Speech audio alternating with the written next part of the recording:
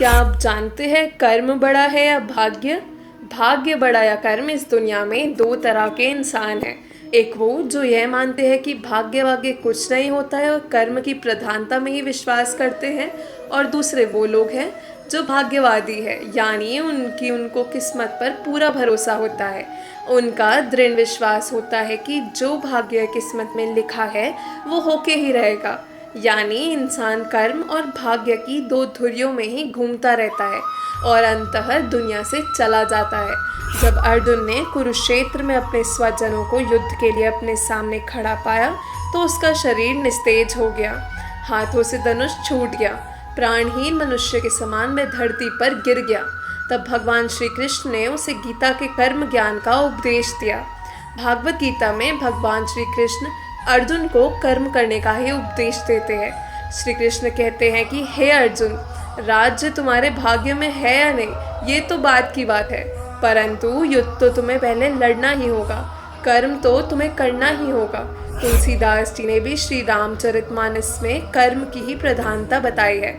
युग तो कर्म का ही है, प्रधानता तो कर्म की ही है। कर्म किए बिना कुछ भी संभव नहीं है। कर्म और भाग्य में कौन महत्वपूर्ण है, यह विषय हमेशा से ही विवादित रहा है। कोई भाग्य को बड़ा बताता है तो कोई कर्म को। वास्तव में कर्म और भाग्य एक दूसरे के से सर्वथा भिन्न नहीं है, ये परस्पर संबंधित है और इनके मध्य संबंध है क्रिया प्रतिक्रिया का। अर्थात कर्म क्रिया है और भाग्य उसकी प्रतिक्रिया है। इस संपूर्ण प्रकृति का परिचालन एक स्वतः संचालित प्रक्रिया के द्वारा होता है।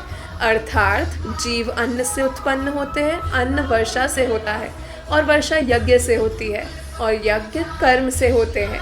जिस प्रकार हम किसी कार्य के लिए सॉफ्टवेयर का निर्माण कर उसे इंस्टॉल करते हैं, उसके बाद सारी प्रक्रियाएं स्वतः संचालित होती हैं, उसी प्रकार ईश्वर ने इस प्रकृति के संचालन के नियम निर्धारित किए हैं और संपूर्ण प्रकृति उन्हीं के अनुसार स्वयं संचालित होती है। जीवन और मृत्यु एक सतत प्रक्रिया है जो निरंतर चलती रहती है। जन्म से लेकर मृत्यु पर्यंत मनुष्य जो भी कर्म या क्रिया करता है वो प्रतिक्रिया स्वरूप उसके भाग्य में परिणत हो जाती है। उसी के अनुसार आगामी जीवन में उसे अच्छे और बुरे फल प्राप्त होते हैं। यहाँ यह विचारणीय है कि कई बार लोग आजीवन कर्म करने के बाद भी दुख भोगते हैं, जबकि कुछ लोग बुरे कर्म करने के उपरांत भी सुखी जीवन व्यतीत करते हैं। इसके लिए बताया गया है कि जिस प्रकार जीवन मृत्यु सतत प्रक्रिया है, उसी प्रकार कर्म फल भोग भी एक सतत प्रक्रिया है जो कि मनुष्य के पूर्व के समस्त जन्मों के कर्म पर आधारित है। कर्म फल भोग का निर्धारण हम अपनी सुविधा अनुसार नहीं कर सकते हैं कि कब हमें अच्छे कर्मों का फल भोगना है और कब बुरे कर्मों का। मनुष्य भाग्य का निर्धारण 3 प्रकार के कर्मों के आधार पर होता है: संचित कर्म, प्रारंभ कर्म, क्रियामाण कर्म।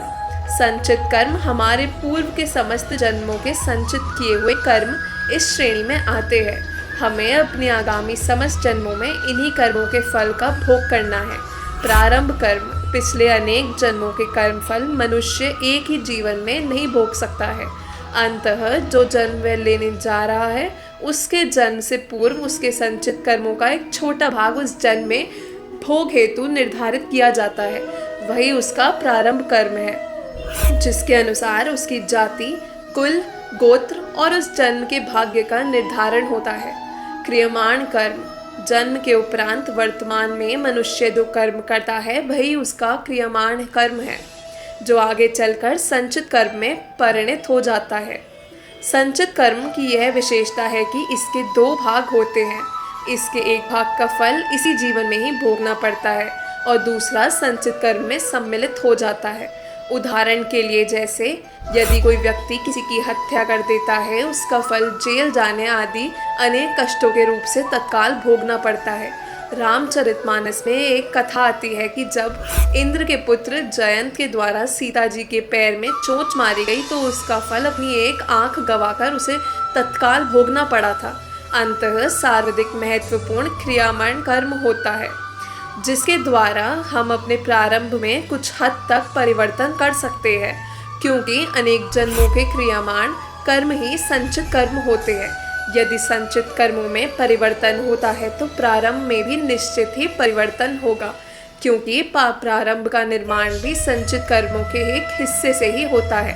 अंततः भाग्य को बदला जा सकता है, लेकिन यह आवश्यक नहीं है कि मनुष्य कोई अच्छा कार्य करे और उसका फल तुरंत उसे मिल जाए। यह हो सकता है कि आपकी कर्मनिष्ठा, सतत कर्मों में प्रवृत्ति और भक्ति से प्रसन्न होकर ईश्वर आपके कर्म भोग के चक्र को थोड़े समय के लिए शिथिल कर दे, अथवा सांत्वना या पुरस्कार स्वरूप कुछ अच्छे कर्मों के भोग को वरीयता प्रदान कर दें। परंतु यह अटल सत्य है कि अपने कर्मों का संपूर्ण भोग आपको करना ही होगा, क्योंकि कर्म बंधन से तो स्वयं भगवान भी नहीं बच सके, तो इंसान कैसे बच सकता है। कैसी लगी आपको ये जानकारी कमेंट करके ज़रूर बताएं और हमारे चैनल को सब्सक्राइब करना ना भूलें।